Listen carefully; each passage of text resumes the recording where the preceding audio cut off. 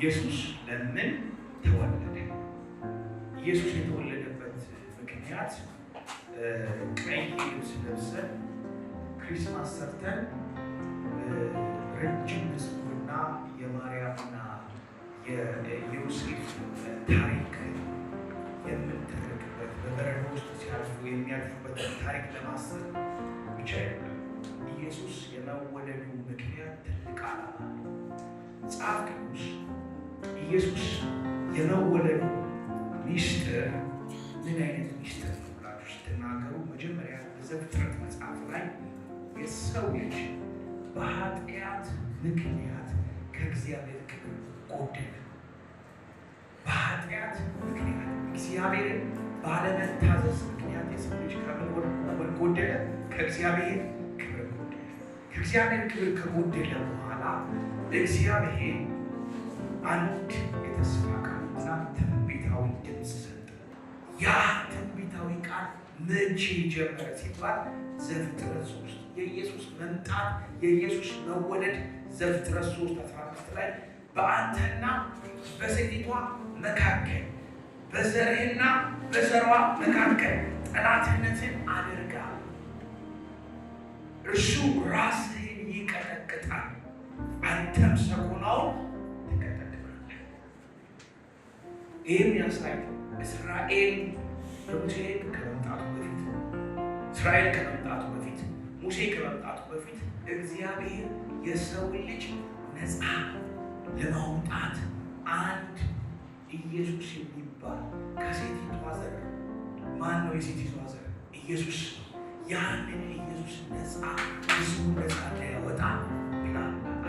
ያ የተስፋ ቃል ኢየሱስ የተወለደው ሜን ሪዝን ሰዎች ካሉበት ጨለማ፣ እስራት፣ ፍርሃት ከእግዚአብሔር ጋር ከተለያዩበት ከእግዚአብሔር ክብር ከጎደሉበት ለመመለስ ተወለደ። ለምን ተወለደ ኢየሱስ? ለምን ኢየሱስ ተወለደ? እኔ በእግዚአብሔር ክብር ከተቆረጥኩበት ከእግዚአብሔር ክብር ጋር ዲስኮኔክት ካደረግኩበት ነገር ተመለሱ። ኤደን ገነት ጋርደን ኦፍ ኤደን የሚለው ቃል ኤደን ማለት ሀልወት ማለት ነው። ፕሌዥር ደስታ፣ የእግዚአብሔር ደስታ፣ የእግዚአብሔር ህልውና። የሰው ልጅ በኃጢአት ምክንያት ከእግዚአብሔር ህልውና ተቆረጠ። አሁን ኢየሱስ ወደ ምን ሊመልሰን ነው? ወደ ህልውና። ለምን ተወለደ? ወደ ህልውናው ሊመልሰን ነው። ኢየሱስ ተወልዶልኛል በሉ። ወደ እግዚአብሔር ክብር ሊመልሰኝ ተወልዶልኛል በሉ። ሁለተኛ ኢየሱስ የተወለደበት ዋናው ሲክሬት ምንድን ነው ስትሉ የአብርሃምን የተስፋ ቃል ለመፈጸም እውነተኛ የአብርሃም the offspring of አብርሃም የአብርሃም ዲሴንደንት እንደሆነ የአብርሃም ዘር እንደሆነ የሚያሳይ እዛ ነው መጽሐፍ ቅዱስ ላይ ምን ይናገራል? በዘፍጥረት 12 ላይ የምድር ነገዶች ሁሉ በአንተ ይባረካሉ። የምድር ነገዶች ገላትያ መጽሐፍ ላይ እንደዚህ ይላል። ገላትያ 3:16 ለአብርሃምና ለዘሩ የተስፋው ቃል ተነገረ። ስለ ብዙዎች እንደሚነገር ለዘሮቹ አይደለም።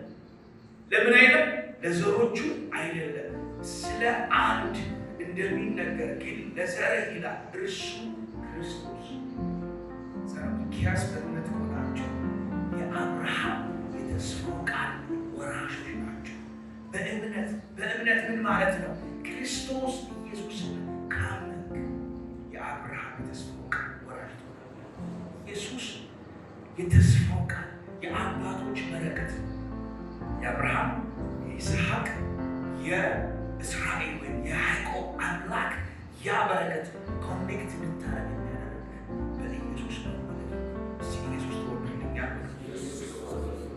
ሶስተኛ ኢየሱስ የሙሴን ሕግ ለመፈጸም ወይም ደግሞ ትንቢታውን ቃል ለመፈጸም ኢየሱስ ተወልዷል።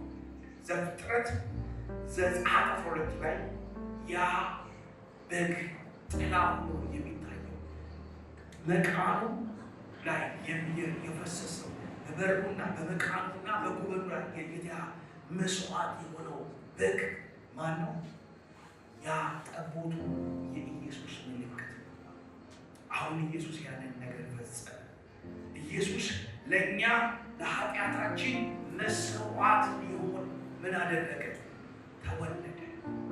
ለኃጢአቴ የተወለደ ኢየሱስ የሚባል መስዋዕት አለ። ታውቃላችሁ ዘፍጥረት 12 በብሉይ ኪዳን ጊዜ እስራኤላውያን ከግብፅ ባርነት ወደ ማን ነፃ የሚወጡበት ነው።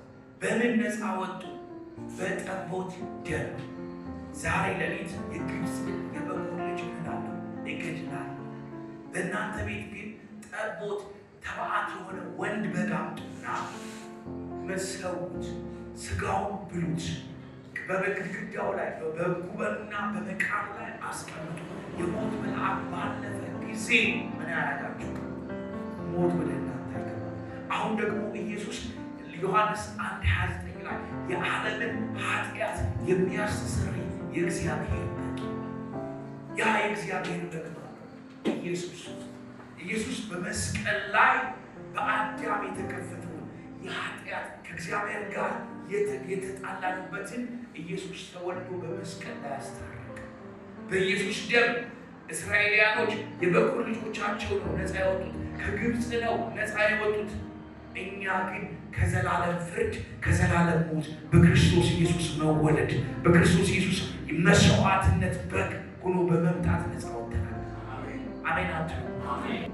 ኢየሱስ የኔ በሉ። የመስዋዕት በግ ነው።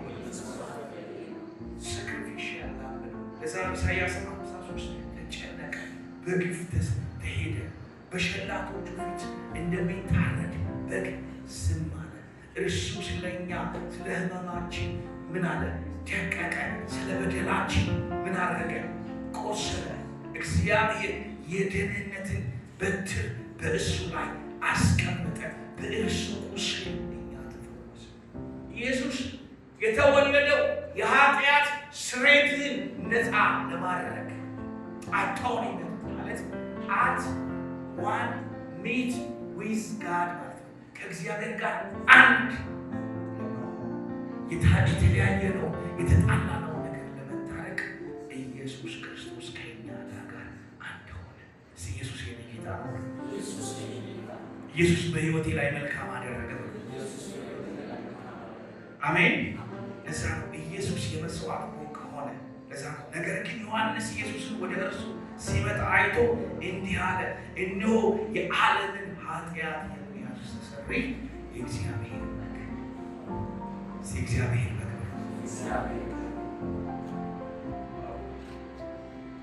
ኢየሱስ ለኃጢአት ስርየት ለኃጢአቴ ነፃ መውጣት ከእግዚአብሔር ጋር ለመታረቅ ነው የተወለደው።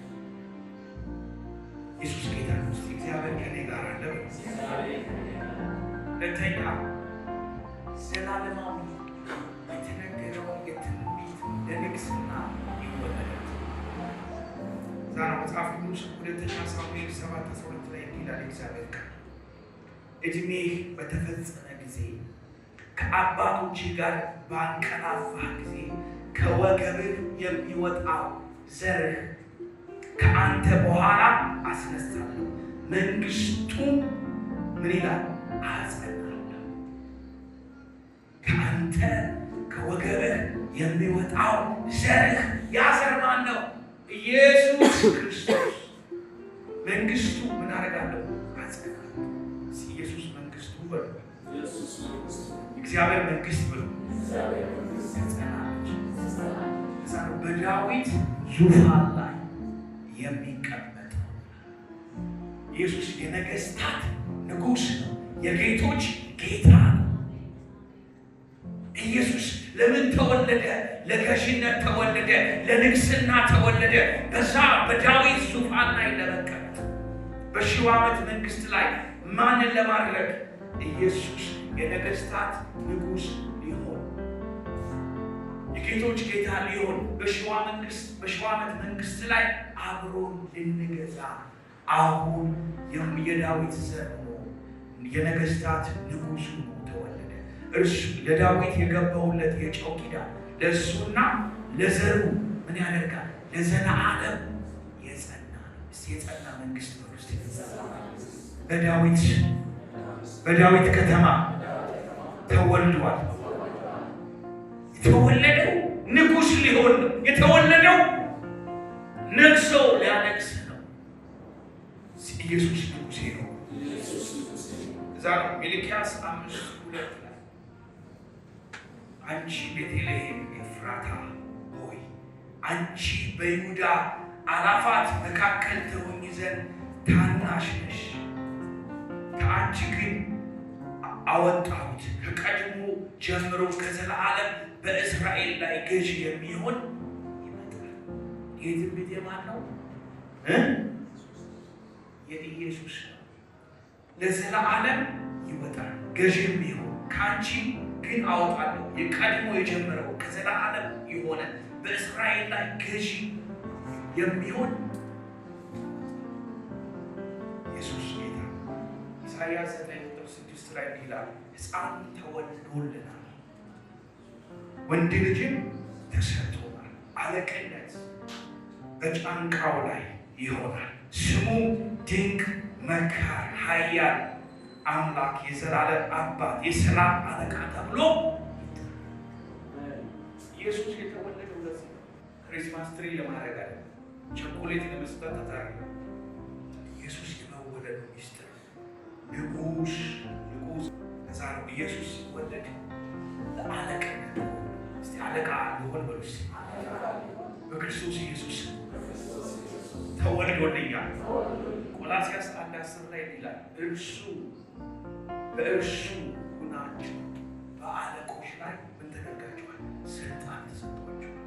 በክርስቶስ መወለድ በእርሱ በመሆን በአለቆች ላይ አለቃ እንድትሆን ተሞልተሃል። አለቅነትን ተሞልተሃል። እኔ በክርስቶስ ኢየሱስ ተሞልቻለሁ።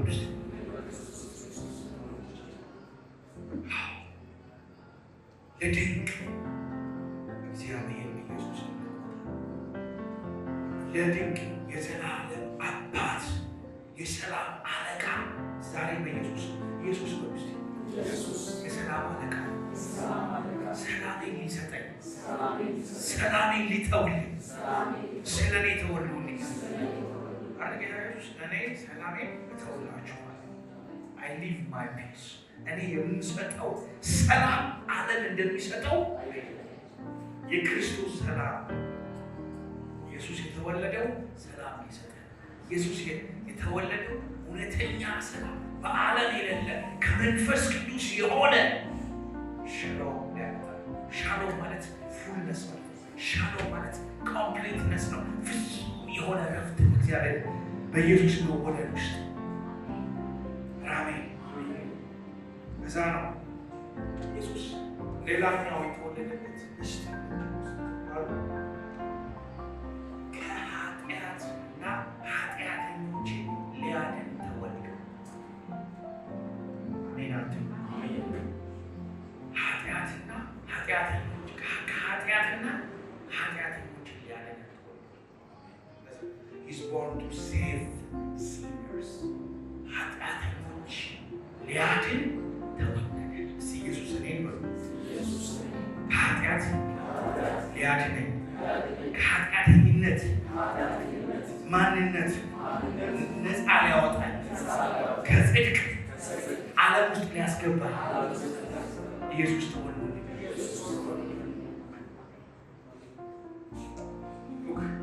ማቴዎስ 1:24 ላይ ቃል ልጅም ትወልጃለሽ እርሱም ሕዝቡን ከኃጢአታቸው ያድናቸዋልና ስሙን ኢየሱስ ትይዋለሽ።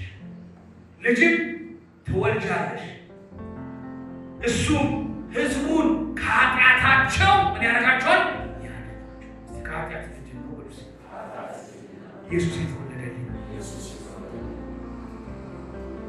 ኢየሱስ እንደተወለደላችሁ አውቃችሁ የደስታችሁ ምልክት ምንድን ነው? ተወለደ የሚለው መዝሙር ተስፋ ለዓለም ተወለደ፣ በሰማይ ምን ሆነ? ታላቅ ክብር በሰማይ ምን ሆነ? ታላቅ በምድር ምስጋና። ለምን? ኢየሱስ ተወለደ። ኃጢአት የዓለምን ኃጢአት የሚያስወግድ የሰባቱ ማኅተም ሊፈታ የሚችል በምድር አጣው። ያንን የሰው ልጅ ቋጠሮ በሰባት ማኅተም የተዘጋው ሲድ የሆነው የሰው ልጅ የማይችለው ነገር ሊከፍት ኢየሱስ ተወለደ።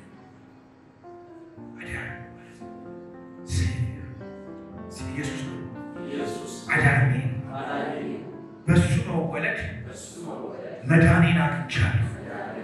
ለእኔ መዳን፣ ለእኔ የዘላለም ሕይወት ኢየሱስ ተወልዶልኛል።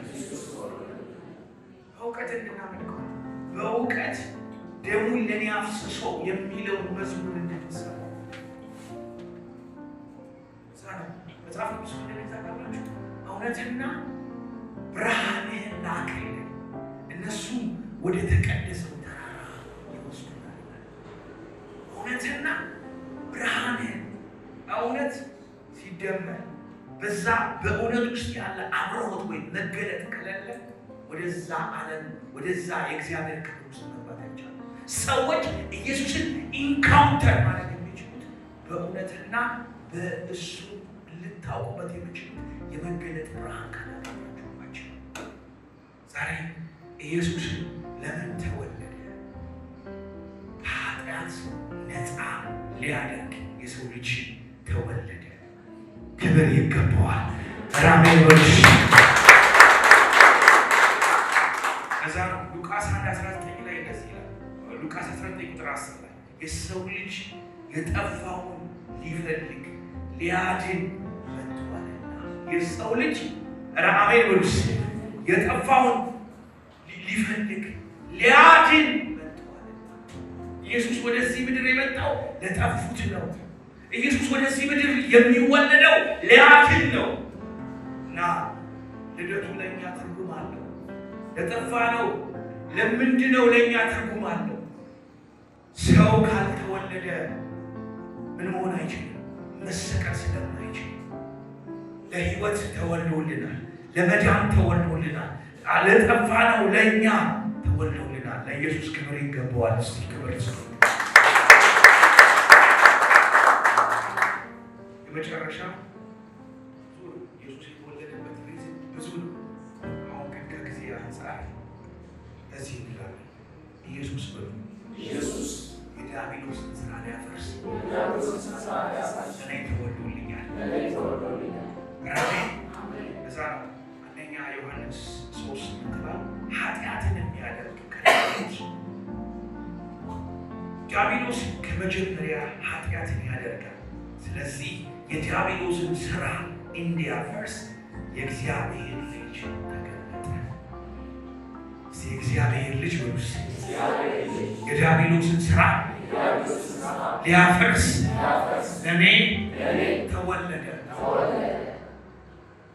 አሜን። ብዙ አዳር ፕሮግራሞች እርግጠኛ ነኝ ተወለደ የሚለው ፕሮግራም ያደርጋሉ፣ ይዘምራሉ እንጂ ይህንን እውነት ይዘዋል። ትንሽ ጉባኤ ግን ተወለደ የሚለው ሚስጥር ከገባት ለእኔ በቃ ይሄ ነው። አሜን ብሉሽ። እስቲ እግዚአብሔር ከእኔ ጋር ነው ብሉሽ። ለምን ተወለደ? የኃጢአትን ቀንበር ሊሰብር። ለምን ተወለደ? እስራት እዛ በነፃነት ሊኖር ክርስቶስ ምን አደረገ? ነፃ ወጣ። እርሱ በስጋና በደም ስለተካፈለ ከሞት ፍርሃት ባርነት ነፃ አውጥቷቸዋል። ክርስቶስ ኢየሱስ ለምን ተወለደ? ቤዛ ሆነ። ሪደምሽን የሚለው ቃል እዛ ነው። ክርስቶስ ኢየሱስ የሚመካ ቢኖር ይላል አንደኛ ቆሮንቶስ 1:29-30 የሚመካ ቢኖር ምን ይበል? ይመካ። ክርስቶስ ኢየሱስ ቤዛችሁ ነው። ክርስቶስ ኢየሱስ ቅድስናችሁ ነው። ክርስቶስ ኢየሱስ ጥበባችሁ ነው። ክርስቶስ ኢየሱስ ምናችሁ ነው? ጽድቃችሁ ነው። He's our wisdom, He's our righteousness, He's our everything. He's our wisdom. Christ, our Redeemer. ለምን ተወለደ? ለዚህ ነፃ ሊያወጣን ተወለደ።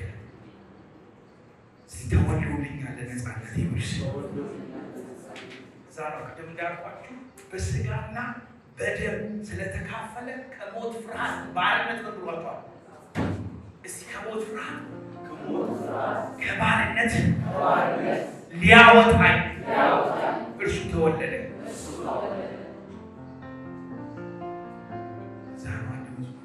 አልፈራም ነገር ምን ሆን ብዬ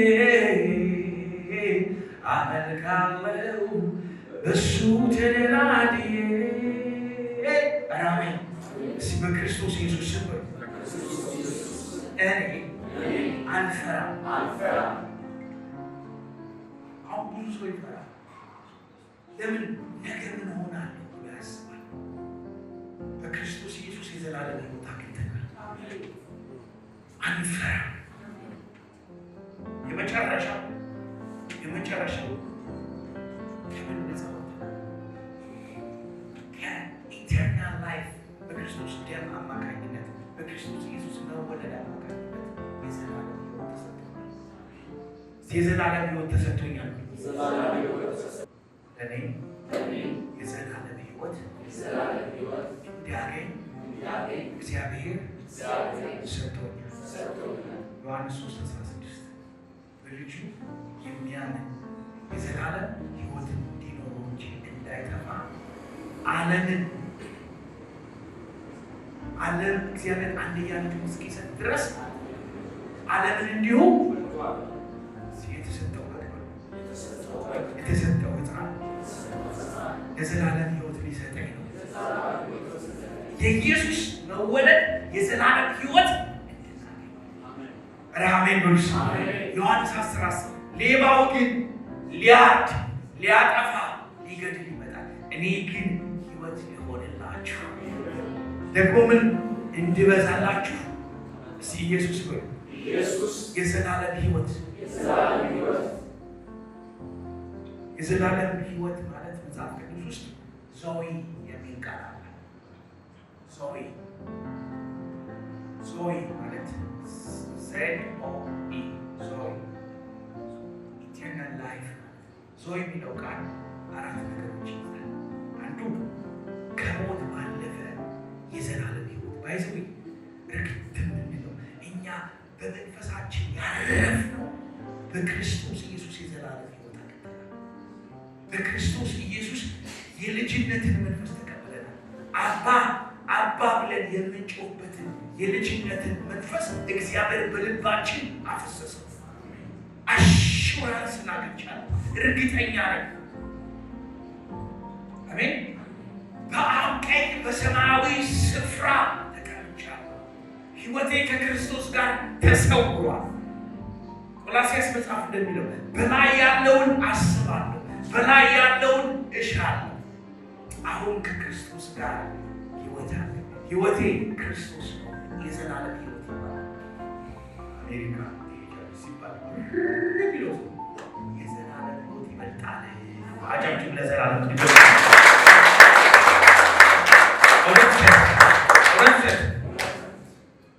ክብር ለኢየሱስ። ሶስተኛው ሕይወት በዚህ ውስጥ ሁለተኛው ሕይወት ምንድን ነው? ዴሊቨረንስ፣ ነፃ መውጣት። አሜን። በክርስቶስ ኢየሱስ በሞት ጥላ ሸለቆ የሄደ ሕዝብ ምን አይደለም? ብርሃን አየ። ከጨለማ ወደሚደነቅ ብርሃን መጣ። በማን መወለድ? በክርስቶስ ኢየሱስ ሕይወት። ዴሊቨረንስ ማለት እርሱ ከጨለማ ስልጣን አዳነ፣ ወደ ፍቅሩ ልጅ መንግስት አፈለሰ። አሜን በሉ። ሶስተኛው ሕይወት ፈውስ፣ ሂሊንግ። ፈውስ ዞይ የሚባል ሕይወት። ከእናንተ መካከል የቤተ ክርስቲያን ሽማግሌዎች ቢኖሩ እጃቸውን ጭነው በዘይት በኢየሱስ ይጸልዩለት ይፈወሱ ይላል። ይድናል ብሎ ዞይ ነው። አሜን። ሶዞ ማለት ይድናል ማለት ነው። የዘላለም ሕይወት ማለት ነው። ከዘላለም ሕይወት ውስጥ ምን አለ? ፈውስ አለ። ሌላኛው ሕይወት የሚለው ሀሳብ ውስጥ ፕሮስፔሪቲ ለወዳጄ ለጋይዮስ ምን እንዲሆንልን በነፍስ በመንፈስ በነፍስህ በስጋህ በነገር ሁሉ ጤና እንዲሆንልህ እንዲከናወንልህ እስቲ እንዲሳካልኝ እንዲከናወንልኝ ኢየሱስ ተወልዶልኝ የዘላለም ሕይወት እንዳገኝ ኢየሱስ ተወልዶልኛል። ሁለተኛ ቆሮንቶስ 5:17 ምን ይላል? ማንም በክርስቶስ ቢሆን ምን ሆኗል? አዲስ ፍጥረት፣ አሮጌው ነገር ሁሉ ነገር አዲስ ሆኗል። አሜን። አሁን ትነሳላችሁ። የኢየሱስን መወለድ እያመሰገናችሁ ጌታን እናስበዋለን።